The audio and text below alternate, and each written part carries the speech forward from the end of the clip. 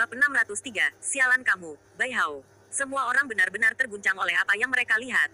Kilau item sihir yang tak terhitung jumlahnya, banyak obat-obatan jiwa dan tubuh jiwa yang tak berujung sudah cukup untuk mengaburkan langit. Semua pembudidaya di gunung mengalami kesulitan bertahan di atas kaki mereka, gitu mereka melihat sejumlah besar barang terbang, mata mereka mulai menyala dengan penuh semangat, dan mereka mulai berteriak keras-keras. Itu obat jiwa kelas menengah. Petik 2. Kata-kata penghancuran. Surga, itu salah satu harta magis yang paling kuat di klan kami. Petik 2. Itu jiwa binatang dewa tipe logam. Petik 2. Bai Lei memandang dengan heran. Bai Xiaochun melambaikan tangannya, menyebabkan suara desis memenuhi udara karena semua barang yang baru saja diterbangkan mulai melaju ke arahnya.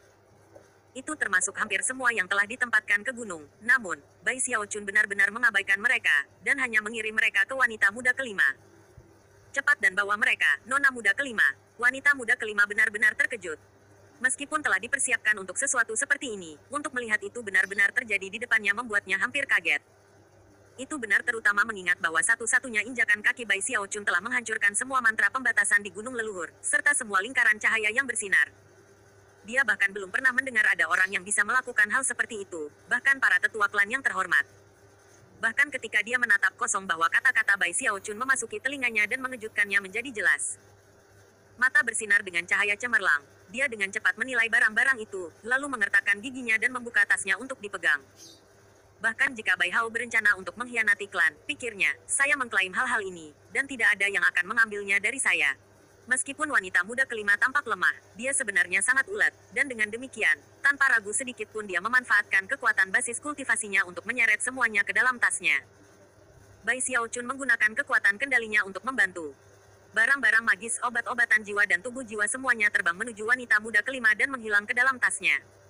Semua orang di gunung bisa melihat apa yang terjadi, menghasilkan teriakan dan teriakan alarm.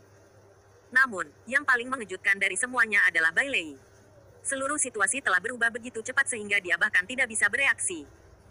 Alih-alih Bai Hao menjadi bocah bodoh yang dia anggap seperti dia sekarang seorang yang menyilaukan dan maha kuasa yang layak dihormati. Yang lebih mengejutkan adalah bagaimana semua harta di gunung leluhur sekarang diambil oleh wanita muda kelima. Karena tekanan luar biasa yang dirasakan Bai Lei dari Bai Xiaochun, dia tidak berani mengatakan satu hal atau bahkan mengungkapkan dengan ekspresi wajahnya bahwa dia tidak senang. Intuisinya mengatakan itu padanya. Sesuatu yang besar sedang terjadi di klan Bai. Intuisinya benar, dan faktanya, hampir semua orang di tanah leluhur memikirkan hal yang sama. Adapun orang-orang di luar, menonton layar di gerbang batu. Banyak dari mereka juga ditusuk oleh intuisi. Kerumunan berkumpul menyaksikan Bai Hao tiba-tiba bertenaga, menghancurkan gunung leluhur, dan kemudian mengambil semua harta karunnya. Hasilnya adalah mereka merasa pikiran mereka seperti makhluk yang disambar petir yang tak terhitung jumlahnya. Ini. Surga, apa yang sedang terjadi? Ini. Surga, apa yang sedang terjadi? Apakah itu Bai Hao? Mustahil, saya pikir dia berada di yayasan pendirian awal. Tapi itu jelas bukan yayasan pendirian awal, itu lebih seperti tahap Nas Chen Sol. Petik 2. Apa yang sebenarnya terjadi di sini? Bai Hao memiliki kontrol diri yang menakutkan. Dia sebenarnya memiliki basis budidaya Nas Chen Sol, tetapi merahasiakannya sepanjang waktu ini. Petik 2. Sesuatu yang besar sedang turun.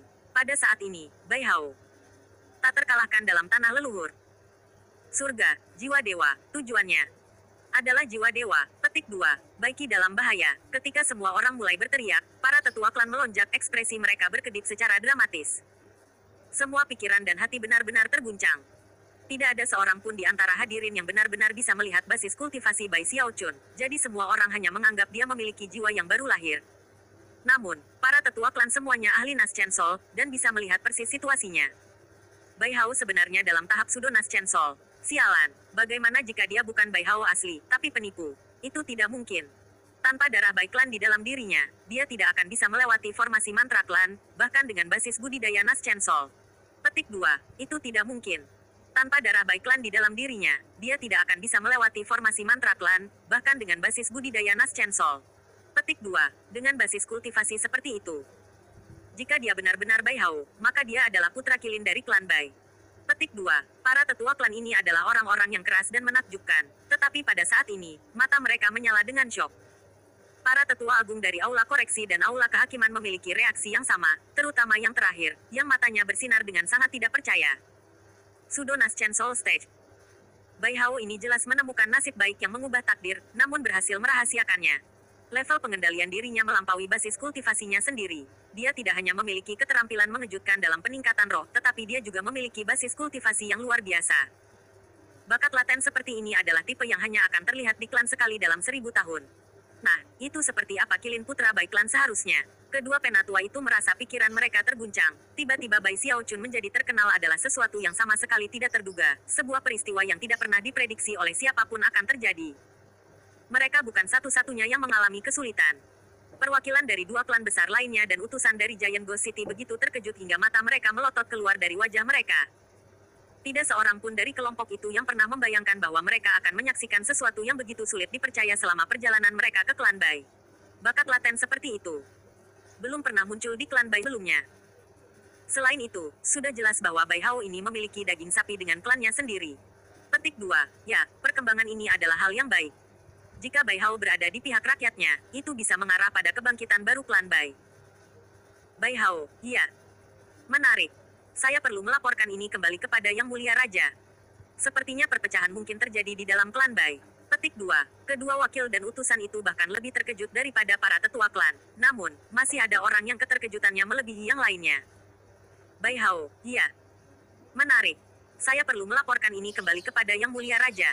Sepertinya perpecahan mungkin terjadi di dalam klan Bai. Petik 2. Kedua wakil dan utusan itu bahkan lebih terkejut daripada para tetua klan. Namun, masih ada orang yang keterkejutannya melebihi yang lainnya. Nyonya Kai benar-benar bergetar, dan mulai berteriak, Bai Hao, kau anak kecil, kau pantas mati.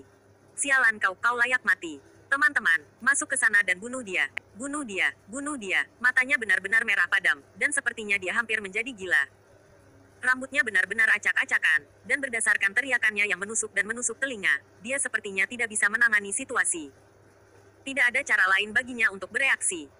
Hatinya dipenuhi dengan teror dan keheranan yang belum pernah terjadi sebelumnya pada kesadaran bahwa penjelasan Baiki sebelumnya tentang Bai Hao mendapatkan bantuan dari luar untuk membunuh pembunuhnya benar-benar salah. Jelas sekali. Bai Hao telah melakukan perbuatannya sendiri. Ketika dia menyadari betapa kuatnya basis budidaya Bai Hao, dan bahwa dia sudah mengirim pembunuh sebelumnya, serta fakta bahwa Baiki pada dasarnya secara terbuka menyatakan bahwa dia ingin membunuhnya, artinya bahwa ada sedikit pertanyaan tentang apa yang akan terjadi di tanah leluhur. Visi Nyonya Kai mulai menjadi redup dan dia tidak bisa menahan diri untuk tidak berteriak. Baiki. Dalam bahaya besar, ini tidak mungkin terjadi. Tidak mungkin. Kier, keluar dari sana. Sayangnya, Nyonya Kai sudah lupa bahwa suaranya tidak bisa masuk ke tanah leluhur, tidak peduli seberapa keras dia berteriak. Mengabaikan semua kesopanan, dia bergegas menuju suaminya dan meraih lengannya dengan marah.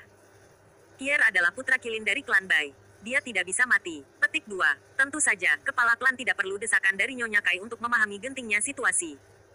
Hampir segera setelah Nyonya Kai meraih lengannya, dia melemparkan kepalanya ke belakang dan melolong dengan kesedihan dan amarah yang dapat menembus langit.